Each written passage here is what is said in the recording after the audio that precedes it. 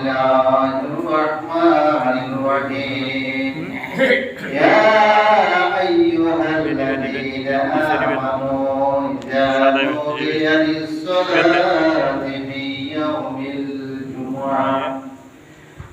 يوم الجمعة فاسعوا إلى ذكر الله وذروا البيع ذلكم خير لكم إن كنتم تعلمون صدق الله مولانا العظيم উপস্থিত হযরত উলামায়ে কেরাম মুরব্বিয়ে আযম বিরাদার ইসলাম স্কুল কলেজে পড়ুয়া ছাত্র ভাইরা আসসালামু আলাইকুম ওয়া রাহমাতুল্লাহি ওয়া বারাকাতুহু পরম করুণাময় মহান রব্বুল আলামিনের কাছে সর্বপ্রথম শুকরিয়া আদায় করি যে মহান রব্বুল আলামিন আমাদেরকে অপ্রিয় মসজিদে আসার বসার তৌফিক দান করেছেন সেজন্য আসুন অবনীত সিদ্ধি হৃদয়ের আবেগ অনুভূতি উচ্চারণ করে সমাগত কণ্ঠে সকলেই বলি আলহামদুলিল্লাহ। অগণিত সংখ্য দরুদ ও সালাম আল্লাহর সৃষ্টির প্রধান আকর্ষণ বিশ্বসভার সভাপতি সকল নবী রাসূলগণের মাথার তাজ শামসুল হিদায়াত বদরুল দুজা সৈয়দুল সালাত ইমামুল মুরসালিন খাতামুন নবিয়্যিন ওয়াল মুরসালিন আখতারুন নবুওয়াত শাহিদ শাহিদ সারাত সরকারুল দুজাহান সুলতানুল মদিনা নবীর আম্বিয়া হুজুর আকরাম নূরুল মুজাসসাম নূরুল আলা নূর সাইয়্যিদিনা হাবিবিনা শাফিঈনা মাওলানা মুহাম্মদ সাল্লাল্লাহু আলাইহি ওয়াসাল্লামের উপর আল্লাহ যত জিকির যাকে আজ থেকে 1500 বছর আগে প্রেরণ করেছেন সর্বশ্রেষ্ঠ নবী রাসূল হিসাবে।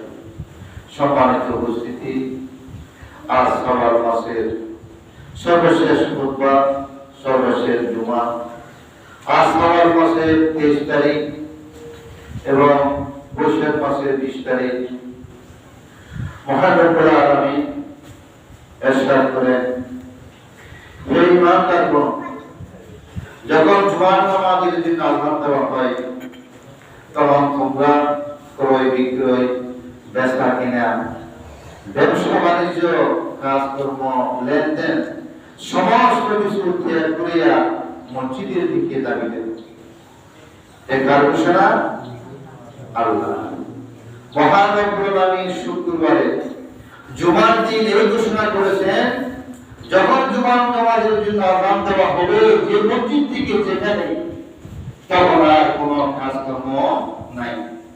যদি ইচ্ছা করে কোন মুসলমান ব্যবসা বাণিজ্য করে লন্ডনের মাঠে কাজ করে খেত খামার করে, তাহলে গুনার ভাগে হবে কাল কিয়ামতের দিন ওই ব্যবসা বাণিজ্য থাকা ওই কাজ করার শ্রম সমস্ত কিছু তোমার বিরুদ্ধে কাল কিয়ামতের ময়দানে নালিশ করবে। ঠিক কি না? যেহেতু আল্লাহ অর্ডার সবাই আমরা আপনারা জানি না, আযাবুল ফেরেশতা বড় একজন ফেরেশতা আছে, সে বিতাড়িত শয়তান হয়ে গেছে শুধুমাত্র আল্লাহর একটা অর্ডার অমান্য করার কারণে। আল্লাহ রাব্বুল যখন আদমকে সৃষ্টি করলো তখন তাকে বলা হয়েছে, তুমি আদমকে সৃষ্টি করো। সে গর্ব করেছে। সে কি করেছে? গর্ব করেছে। গর্ব করার কারণে আল্লাহ রাব্বুল আলামিন তাকে অভিশপ্ত করে দিয়েছে এবং আজীবন পর্যন্ত সে লাআনাতের দরজা শয়তান শুধুমাত্র একটা অর্ডার, কোটা অর্ডার, একমাত্র অর্ডার আদমকে সৃষ্টি করা নাই। আর আমরা দৈনিক আসর শুক্রবার জুমাবার আযান যখন দেওয়া হয়, আযানের সঙ্গে সঙ্গে যদি মসজিদে না আসি, ওই শয়তান বলে সে আমার সাথে বড় শয়তান, নাউযুবিল্লাহ, আমার সাথে বড় শয়তান, আমি শুধু একটা অর্ডার মান্য করেছি। আর আমরা মুসলমান, আমরা ইমানদার। আমরা যদি মুসলমান হিসেবে নিজেকে দাবি করি, তাহলে আমাদেরকে কোরআন হাদিসের আলোকে আমাদের জীবন অতিবাহিত করতে হবে। এর বিপরীত চলা যাবে না। যাবে সমাজের মধ্যে অনেক অন্যায় বিচার নির্যাতন আছে, আছে না? আছে। প্রত্যেক সমাজ আছে, প্রত্যেক এলাকায় আছে, প্রত্যেক দেশের মধ্যে আছে। তবে আল্লাহ রাব্বুল আলামিন বলেছেন, তোমাদের মধ্যে এমন একটা দল থাকা উচিত, এমন একটা দল থাকা উচিত, তাদেরকে সৎ কাজে আদেশ দিবে এবং অসৎ কাজ থেকে নিষেধ করবে। আলহামদুলিল্লাহিল্লাযী জাআলাল আমরা বিল মা'রুফ ওয়ান নাহই আনিল মুনকার ওয়াত্তালা আলামা ফিদ-দীন ওয়া বা'আসা লাহুম নাবিয়্যিনা আজমাইন। সরকারের আদেশ অসৎ কাজের নিষেধ অবশ্যই দিতে হবে। সমাজের মধ্যে যদি আপনি সৎ কাজের আদেশ না দেন, অসৎ কাজের নিষেধ না করেন, সমাজটা একেবারে দুর্মুক্ত হয়ে যাবে। এমন অবস্থা হয়ে যাবে সমাজে আপনি ঘর থেকে বের হতে পারবেন, এরকম অবস্থা হবে।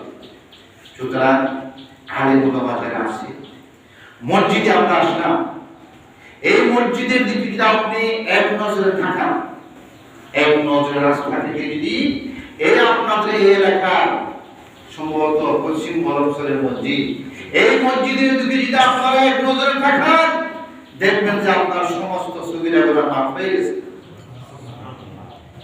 আলহামদুলিল্লাহ, সমস্ত সুবিধাগুলো মাফ। মসজিদ এত বড় সম্পদ আপনাদের এলাকায়, প্রত্যেক এলাকায়। আমার মনে হয় বাংলাদেশের 1 কিলোমিটারে 3-4টা মসজিদ আছে। হিসাব করে যদি দেখেন আছে মসজিদ আছে। ঢাকা শহরে 1 কিলোমিটারে 10টা মসজিদ আছে, 20টা মসজিদ আছে। মসজিদ নাই কোন এলাকা নাই।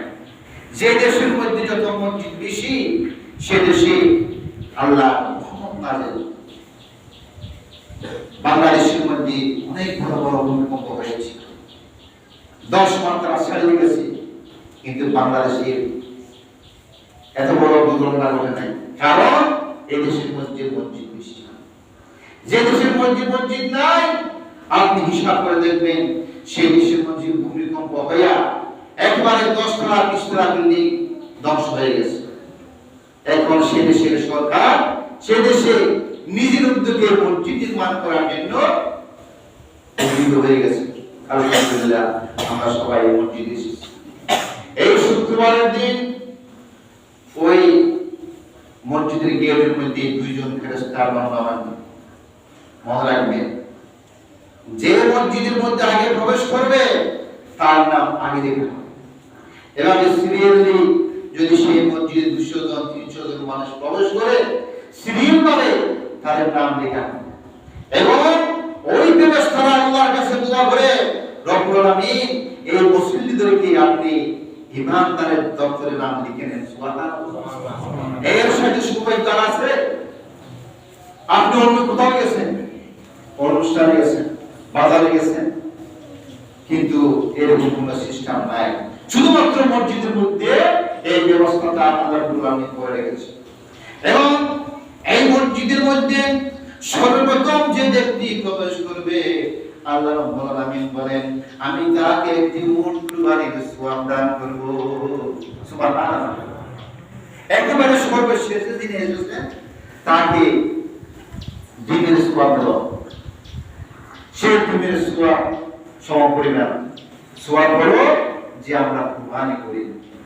হ্যাঁ, একটা গরু আমরা মহিষ 4 ভাগে ভাগ করি, 1 ভাগে যত পরিমাণ সওয়াব হয় তত পরিমাণ সওয়াব আমরা বলেন তারা অনুমাই লিখে দিবেন। সুবহানাল্লাহ। এর সাথে সৌভাগ্য নাই, মসজিদ আল্লাহ, মসজিদ কি আল্লাহ, এটা মনে রাখবেন। এই মসজিদের সাথে কার সম্পর্ক? এই মসজিদের সাথে স্বয়ং আল্লাহর সম্পর্ক। এই মসজিদের সাথে আখির জামানার নবী, শ্রেষ্ঠ নবী রাহমাতুল আলামিন, নূরে মুজাসসাম, নূরুনা নূর, সাইয়্যিদুনা হাবিবুনা শফিউনা মাওলানা মুহাম্মদ সাল্লাল্লাহু আলাইহি ওয়াসাল্লামের সম্পর্ক। এই মসজিদের নিকট এটা হলো পৃথিবীর সর্বোৎকৃষ্ট জায়গা। আপনারা আপনাদের শুনেন নাই, এই মসজিদের মিম্বর সর্বোৎকৃষ্ট জায়গা, যে জায়গার মধ্যে দাঁড়িয়ে আমার নবী সাল্লাল্লাহু আলাইহি ওয়াসাল্লাম রাষ্ট্রীয় ফরমান জারি করেছেন। ঠিক কি না? রাষ্ট্রীয় ফরমান জারি করেছেন, ওয়াজ করেছেন, মানুষদেরকে ধর্ম শিক্ষা দিয়েছেন। ওয়াজ করা, মানুষকে দিনের পথে ডাকা ফরজ, ফরজের উপর ফরজ। আপনারা হয়তো সেটা জানেন না। ফরজের উপর ফরজ করা, মানুষকে দিনের পথে ডাকা।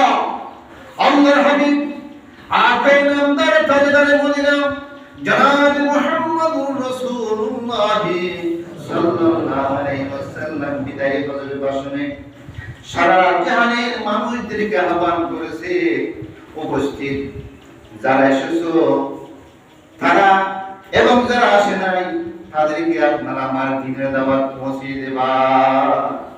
কার কথা? নবী পাক সাল্লাল্লাহু আলাইহি ওয়াসাল্লামের কথা।